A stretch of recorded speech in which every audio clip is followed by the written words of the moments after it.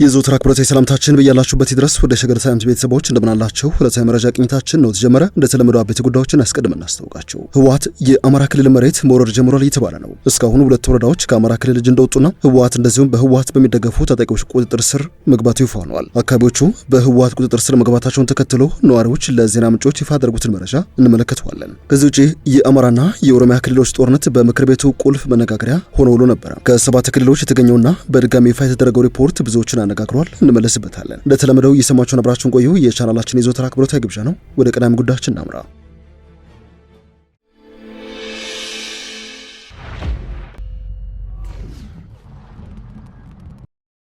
ህወሓት የአማራ ክልል መሬት መውረድ ጀምሯል እየተባለ ነው። እስካሁን ድረስ ሁለት ወረዳዎች ከአማራ ክልል እጅ እንደወጡ ህወሓት እንደዚሁም በመቀለ የሚደገፉ ታጣቂዎች ቁጥጥር ስር መግባቱ ይፋ ሆኗል። በትግራይ ኃይሎችና በአገር ዲሞክራሲያዊ ንቅናቄ አዴን ቁጥጥር ስር ገቡ የተባሉት የዋግምራ ዞን ሁለት ወረዳዎች ውስጥ የሚኖሩ ነዋሪዎች ምግብና መድኃኒቶችን ጨምሮ መሰረታዊ የሚባሉ ቁሳቁሶች እንዳይገቡ በመደረጋቸው እንደዚሁም የባንክና የሕክምና አገልግሎቶች በመቋረጣቸው ለከፋ ችግር መጋለጣቸውን ዋዜማ ራዲዮ ከነዋሪዎቹ ሰማው ስትል ዘግባለች። ከመጋቢት እስከ ሚያዝያ ወር መጀመሪያ አካባቢ በዞኑ አበርገሌ ወረዳ የትግራይና የአገው ታጣቂዎች በጋራ ሆነው ከመንግስት ሚሊሻዎች ጋር ባደረጉት ውጊያ ከሚያዝያ 12 ቀን ጀምሮ በአካባቢው የነበሩ የመንግስት ሚሊሻዎች አካባቢውን ለቀው በመውጣታቸው ላለፉት 3 ወራት ያክል በሁለቱ ታጣቂዎች ስር ቆይቷል ተብሏል። በተመሳሳይ መልኩ በጻግብጂ ወረዳም ግንቦት 18 ቀን 2018 የታጣቂዎቹ ከመንግስት ሚሊሻዎች ጋር ባደረጉት ውጊያ አካባቢው ሙሉ በሙሉ በታጣቂዎች ቁጥጥር ስር ገብቷል ነው ያለው ዘገባው። ሁለቱ ወረዳዎች በታጣቂዎች ስር መሆናቸውን ተከትሎ እንደ ምግብ፣ መድኃኒትና ሌሎች መሰረታዊ ቁሳቁሶች ወደ አካባቢው ከገቡ ወራት መቆጠራቸውን ለዜና ምንጮች የተናገሩት ነዋሪዎቹ የተሽከርካሪ እንቅስቃሴም ሙሉ በሙሉ መቋረጡን አስታውቀዋል። በሺዎች የሚቆጠሩ ነዋሪዎች ከ4 እስከ 5 ሰዓታት በእግር ተጉዘው የዞኑ ዋና ከተማ ወደሆነችው ሰቆጣ እየገቡ እንደሆነ ማስረድተዋል። በዚህ ወቅት በጻግብጂና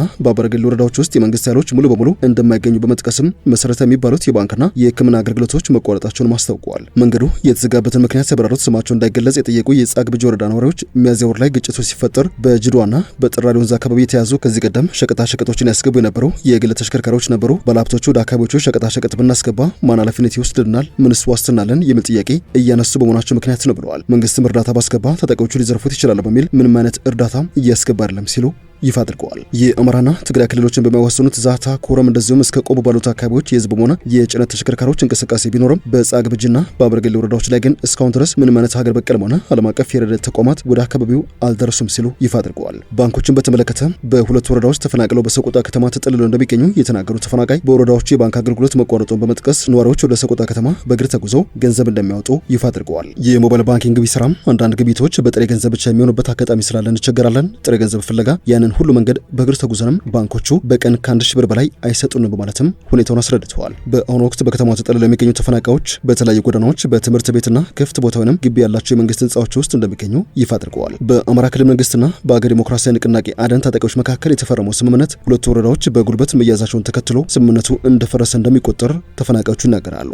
በጥር ወር አካባቢ በአማራ ክልል መንግስትና በአገው ሸንጓሮች መካከል የመንግስት ሰራተኞች ወደ ስራ እንዲመለሱ አገልግሎት እንዲቀጥልና እንቅስቃሴ እንዲኖር በ2016 ዓ.ም ታህሳስ ወር ላይ ስምምነት ተደርሶ ነበር። በወቅቱ በታጣቂው በተያዙት የአበርገሌ ወረዳ 12 ቀበሌዎች ውስጥ የመንግስት ሰራተኞች ወደ ስራቸው እንዲመለሱ አገልግሎቶች እንዲጀምሩ እንደዚሁም የተሽከርካሪ እንቅስቃሴ እንዲጀምር ሲደረግ በስምምነቱ መሰረት የወረዳው ፖለቲካዊና የጸጥታ አስተዳደርም በጊዜያዊነት በታጣቂዎቹ ስር እንዲቆይ ተደርገዋል። በዚህ ስምምነት መሰረትም አዴን ትጥቅ በመፍታትና የፖለቲካ ፓርቲውን በመመዝገብ ሰላማዊና ዲሞክራሲያዊ ትግል ብቻ ለማካሄድ የተስማማ ሲሆን የታጠቁ ኃይል ያሉትን የጦር መሳሪያዎች ለመከላከያ ሰራዊት እንዲያስረክብ ይህ ሲረጋገጥ የብሔራዊ ታድሶ ኮሚሽን የመልሰው ማቋቋምና ወደ ማህበረሰቡ የመቀላቀል ስራዎችን ያከናውናል ይል ነበር። ሆኖም ግን ዳግም ግጭት በአበርገሌ ላይ በማገርሸቱና ወረዳው በታጣቂ ኃይሎች እጅ በመውደቁ ምክንያት የተደረሰው ስምምነት ሙሉ በሙሉ ፈርሷል ነው የተባለው። በዚህ ሰዓትም በመንግስትና በታጣቂ ኃይሎች መካከል የተከፈተ አዲስ ግጭት ባይኖርም ቀደም ሲል በድንበር አካባቢዎች በትግራይና በአዴን ኃይሎች የተያዙ የግል ተሽከርካሪዎች በመኖራቸው የደህንነት ዋስትና መጣት ትልቅ ስጋት ሆኖ መቀጠሉን የዋዜማ ዘገባ ይፋ አድርጓል። እንደ ነዋሪዎቹ ገለጻ የመከላከያ ሰራዊት በ15 ኪሎ ሜትር ርቀት ላይ የሚገኝ ቢሆንም ህዝቡ ግን ከስጋት ነጻ መሆን አልቻለም። የጸጥታ አስተዳደር መዋቅሮች በአገው ዲሞክራሲ ቁጥጥር ስር ቢሆንም የትግራይ ኃይሎችን በጋራ እንደሚንቀሳቀሱ የገለጹት ነዋሪዎቹ የትግራይ ኃይሎች በአካባቢው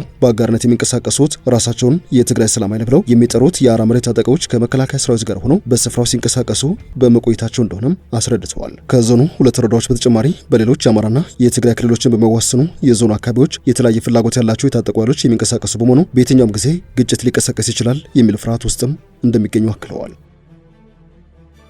የዕለቱ የመረጃ ቅኝታችን እንደቀጠለ ይገኛል። ወደ ሌሎች ጉዳዮቻችን እናምራቸው። የአማራና የትግራይ ክልሎችን ጨምሮ በሰባት የሀገሪቱ ክልሎች የሚከሰቱ ግጭቶች፣ የጸጥታና የደህንነት ስጋቶች ለሰብአዊ መብት ጥሰቶች ዋነኛ ምክንያት ሆነው መቀጠላቸውን መንግስታዊ የኢትዮጵያ ሰብአዊ መብቶች ኮሚሽን ይፋ አድርገዋል። ኮሚሽኑ በአራት ክልሎች ውስጥ ባለው በርካታ አካባቢዎች የዘፈቀደ እስር እየተፈጸመ እንደሚገኝ ምን ያስታወቀው። ኢሰመኮ እነዚህን የሰብአዊ መብት ጥሰቶች ይፋ ያደረገው ለፓርላማ ባቀረበው የ11 ወራት የስራ ክንውንና የሀገራዊ ሰብአዊ መብቶች ሁኔታን በዳሰሰ አንኳር ሪፖርቱ ነው። ተጠሪነቱ ለህዝብ ተወካዮች ምክር ቤት ኢሰመኮ የሰብአዊ መብት ጉዳዮችንና የኮሚሽኑ የስራ አካሄድ የተመለከተ ሪፖርት ለፓርላማ እንደሚያቀርብ በ2012 እንደገና በወጣው የኮሚሽኑ ማቋቋሚያ አዋጅ ላይ ተደንግጓል። በ14 ገጾች የተዘጋጀው የዘንድሮ ሪፖርት ግማሽ ያክል ክፍሉን የሸፈነው በሀገሪቱ ያለው የሰብአዊ መብቶች ሁኔታ ነው። ኢሰመኮ ክፍተቶችንና ተግዳሮቶችን በዘረዘረበት የሪፖርቱ ክፍል ከሰብአዊ መብቶች ማስፋፋትና ጥበቃ አንጻር አጠቃላይ አንድምታ አለ ያላቸውን ሁለት ጉዳዮች ጠቅሰዋል። የመጀመሪያው በተለያዩ ክልሎች የሚከሰቱ ግጭቶች እንደዚሁም የጸጥታና የደህንነት ስጋቶችን የሚመለከት ነው። በግጭት ቀጠናዎች ውስጥና ከቀጠናዎች ውጭ የሰብአዊ ጥሰቶችን በሚፈጽሙ አካላት ላይ ተገቢውን ምርመራ ለማድረግና ተጠያቂነትን ለማረጋገጥ ኮሚሽኑ በሁለተኛነት የጠቀሰው አንኳር ጉዳይ ነው። ኢሰመኮ ግጭቶች የሚከሰቱባቸው በሚል በሪፖርቱ የዘረዘራቸው አማራ፣ ኦሮሚያ፣ ትግራይ፣ ጋምቤላ፣ ቤኒሻንጉል ጉሙዝ፣ ደቡብ ኢትዮጵያና ማዕከላዊ ኢትዮጵያ ክልሎች ነው። ኮሚሽኑ በዓመታዊ የሰብአዊ መብት ሪፖርቱ የጠቀሳቸው ክልሎች በዚህ ዓመት በተለያዩ ጊዜያት ባወጣቸው መግለጫዎችም የተካተቱ ናቸው። ተቋሙ በእነዚህ መግለጫዎቹ በክልሎቹ በሚከሰቱ ግጭቶችና የጸጥታ ችግሮች ሳቢያ የሰብአዊ መብት ጥሰቶች መፈጸማቸውን ይፋ ሲያደርግ ቆይቷል። ኢሰመኮ ባለፈው ታህሳስ ወር ባወጣው መግለጫም በጋምቤላ ከተማና በአካባቢው ወረዳዎች በተቀሰቀሰ ግጭት የሰው ሕይወት ማለፉና የአካል ጉዳት መድረሱን ማስታወቁ ነበር። ኮሚሽኑ ባለፈው ጥር ወር ባወጣው መግለጫ ደግሞ በትግራይ በአማራና በአፋር ክልሎች አዋሳኝ አካባቢዎች በተከሰቱ ግጭቶች የሰዎችን ሕይወት፣ የአካል ደህንነት፣ ነጻነትና የንብረት መብቶች ስጋት ላይ የሚጥሉ ሁኔታዎች መፈጠራቸውን ገልጸዋል። በየካቲት ወር በኦሮሚያ ክልል አርሲ ዞን ሽርካ፣ ጉና፣ መርቲ፣ አስኮና አንቆሌ ዋቢ ወረዳዎች በተሰነዘሩ ጥቃቶችም በሰዎች ሕይወት፣ አካልና በንብረት ላይ ጉዳት መድረሱን የሰብአዊ መብቶች ተቋም በወቅቱ አስታውቆ ነበር። መንግስታዊውን የሰብአዊ መብቶች ተቋም ከአቶ ብርሃኑ በፊት የመሩት ዶክተር ዳንኤል በቀለም ለፓርላማ ያቀረቧቸው በነበሩ ሪፖርቶች ጭምር መንግስትን ጭምር ተጠያቂ የሚያደርጉ የሰብአዊ መብት ጥሰቶች ዝርዝር ጉዳዮችን ይፋ ማድረግ አካሄድን ይከተሉ እንደነበረ የኢትዮጵያ ኢንሳይደር ዘገባ አስታውሰዋል። የቀድሞ ኮሚሽነር በ2014 ዓ.ም ግንቦት ወር ለፓርላማ ባቀረቡት ሪፖርት በተለያዩ የኢትዮጵያ አካባቢዎች የሚከሰቱ የሰብአዊ መብት ጥሰቶች እጅግ አሳሳቢ ደረጃ ላይ መድረሳቸውን ገልጾ ነበረ። ከእነዚህ ጥሰቶች መካከል በመንግስት የጸጥታ አካላት የተፈጸሙ ከፍርድ ውጭ የሆኑ ግድያዎች፣ ከመጠን ያለፈ የኃይል አጠቃቀም እንደሚገኙበትም ዶክተር ዳንኤል በፓርላማ ሪፖርታቸው ጠቅሰው እንደነበረ ዘገባው አስታውሷል። ከ4 ዓመት በኋላም የዘፈቀደ ስራ አሳሳቢው የሰብአዊ መብት ጥሰቱን መቀጠሉ በኢሰመኮ የዘንድሮ ሪፖርት ላይ ተመላክቷል። ኮሚሽኑ በደቡብ ኢትዮጵያ፣ በኦሮሚያ፣ በአማራና በቤኒሻንጉል ጉሙዝ ክልሎች በሚገኙ አካባቢዎች የዘፈቀደ እስር እየተፈጸመ እንደሚገኝ ተገንዝቤያለሁ ብሏል በሪፖርቱ።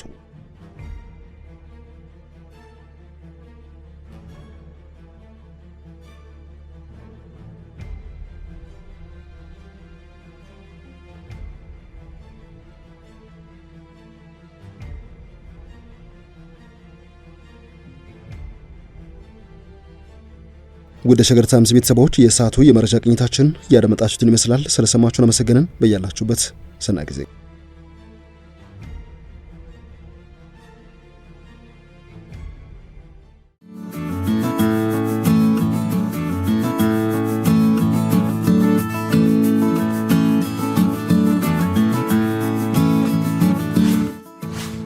ሸገር ታይምስ ሚዲያን ሰብስክራይብ በማድረግና ደወሉን በመጫን ይከተሉን።